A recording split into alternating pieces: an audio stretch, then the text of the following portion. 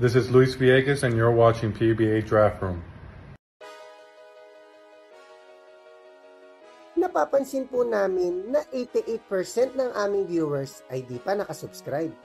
Kaya kung nagustuhan nyo naman po yung video, bilang tulong lang sa aming channel, ay hinihiling lang po namin na pakipindot ang like, subscribe button at notification bell. Maraming salamat mga ka-Draft Room! Welcome back po mga ka-Draft Room. Ilang araw na lang at magsisimula ng 2023 PBA Draft. Kaya't saktong gumawa na uli kami ng bagong mock. May ilang prospects ang biglang in-skip ang kanilang final year at nag-apply na nga this draft. Hindi na po muna namin sinama dito ang mga hindi pa nagde-declare nung ginawa namin ang video na to. Ito na nga po at sisimulan na natin. Sa first overall pick, Terra Firma select Xavier Lucero. Kung tutuusin ay nasa choices din ng NBA G League player na si Stephen Holt. Ngunit 31 years old na siya. Kaya't saktong kunin dito ng Jeep ang high potential athletic forward ni si Xavier na wala pa sa prime niya, na pwede din maging mala Jamie Malonzo caliber sa PBA. Lalo pa sa Terra Firma na naghahanap ng franchise player na pwedeng magpataas sa kanila sa bottom ng standings. Sa second overall pick, Blackwater select Stephen Holt. Gaya nga ng Jeep ay patuloy pa din naghahanap ng franchise player ang bossing. Yat saktong gamitin nila ang pick na to kay Stephen.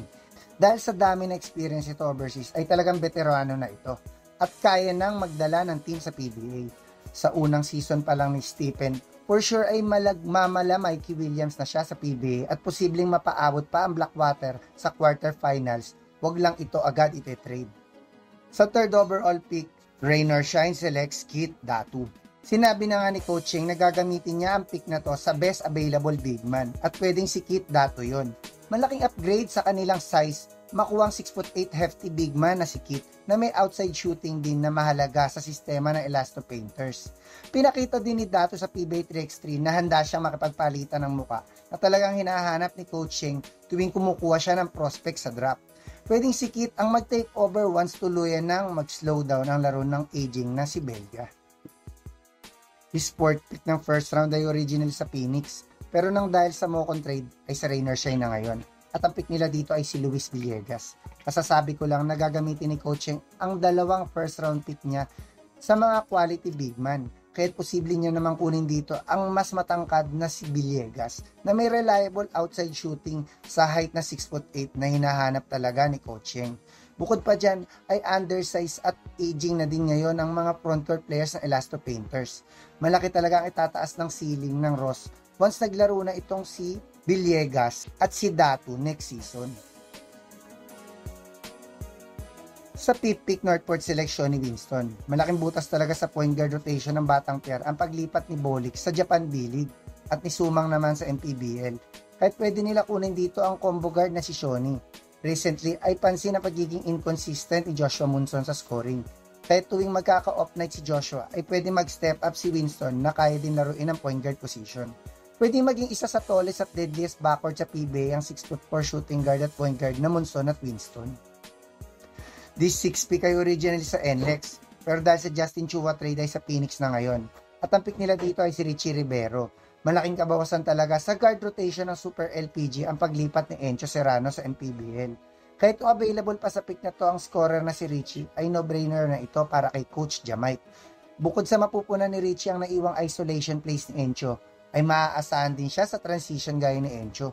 Most likely ay gawin na agad siyang starter ni Coach Jamite next season.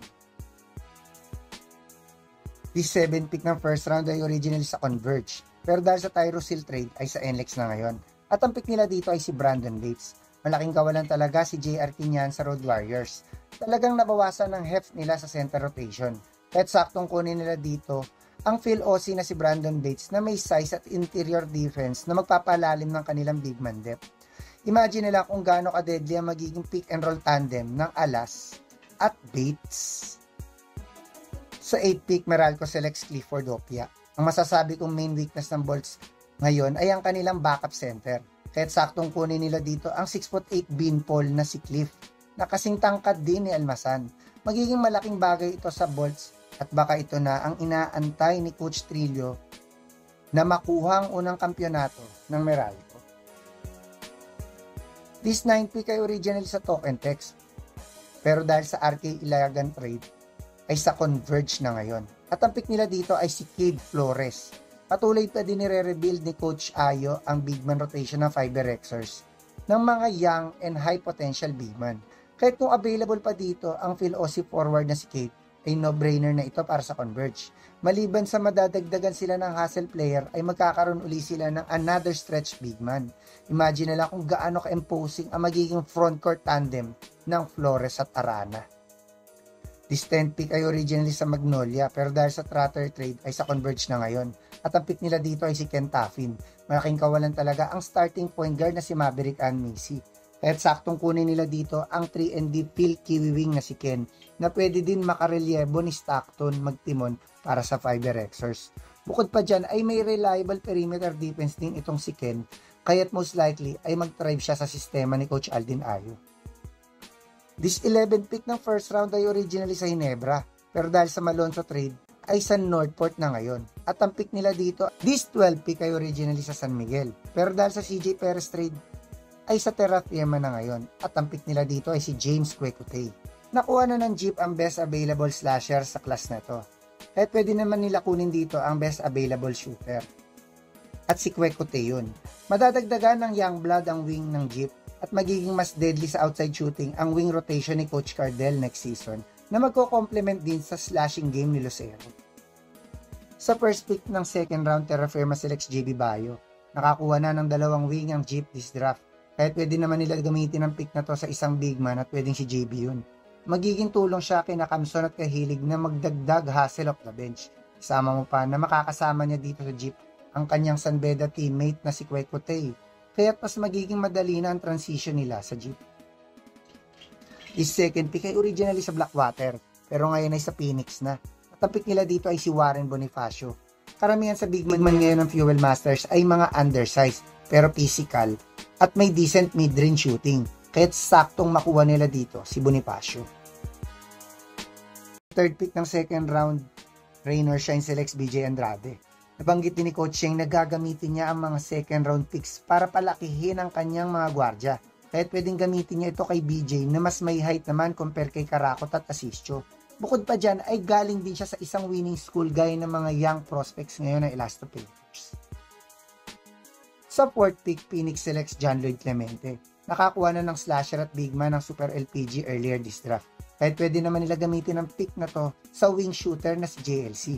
Most likely ay mabigyan agad ng playing time itong si JLC dahil kabisado na niya ang sistema ni Coach Jamite na kanyang former coach sa NU. This fifth pick ng second round ay originally sa Northport, pero ngayon ay sa NLEX na. At ang pick nila dito ay si King Caralipio.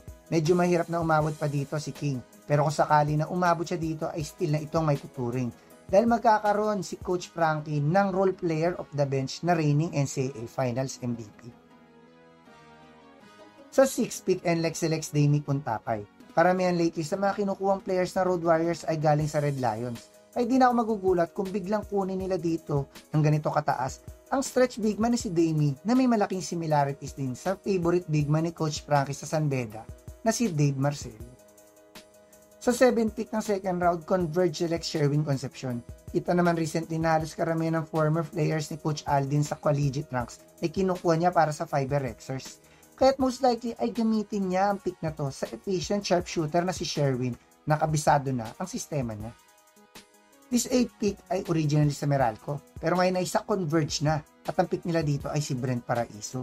Kung tutusin ay available pa dito ang breakout player ng Fiberexers nung on tour na si Jolo Mendoza. Pero gaya nga ng sinabi ko ay priority talaga ni Coach Ayo recently ang kanyang mga former college players na kabisado na ang Mayhem system. This 9th pick ng second round ay originally sa Token Tex, pero ngayon ay sa Blackwater na.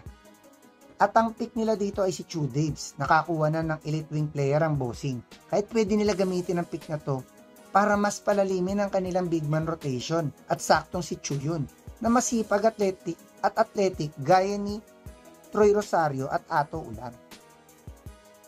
This 10th pick ay originally sa Magnolia, pero ngayon ay sa Terra Firma na. At ang pick nila dito ay si Jolo Mendoza.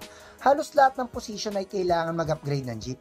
Kahit pwede nila kunin dito ang sharp shooting point guard na si Jolo. Isama pa na galing siya sa winning culture ng Ateneo na pwede niya din madala sa struggling na Terra Firma. Sa 11th pick ng second round, Ginebra selects Franyu. Nagkakaedad na si L.A. Tenorio. Kaya at right time na to, magdagdag pa ang Gene Kings ng another point guard sa kanilang rotation. At pwedeng ang former NCAA Finals MVP yun, na si Fran, na pwede rin makarelyebo ni Pinto sa playmaking of the bench. This last pick ng second round ay original sa San Miguel, pero ngayon ay sa Rain or Shine na, at ang pick nila dito ay si Nico Paranada. Sinabi ko na nga before na plan gamitin ni coaching ang kanyang mga second round picks sa mga big guards, at pwedeng ang 6 foot na si Nico yun. Bukod pa dyan ay kilala din si coaching sa pag-draft ng mga surprise picks sa second round. For sure, pag-outload nito ay madami pang prospects ang nagpasa na. Kahit kung malaki pa pong pagbabago ang mangyayari dito sa ating mga prospects o trade, ay susubukan po namin i-update uli itong ating mock draft. Hanggang sa susunod na lang mga ka-draft room.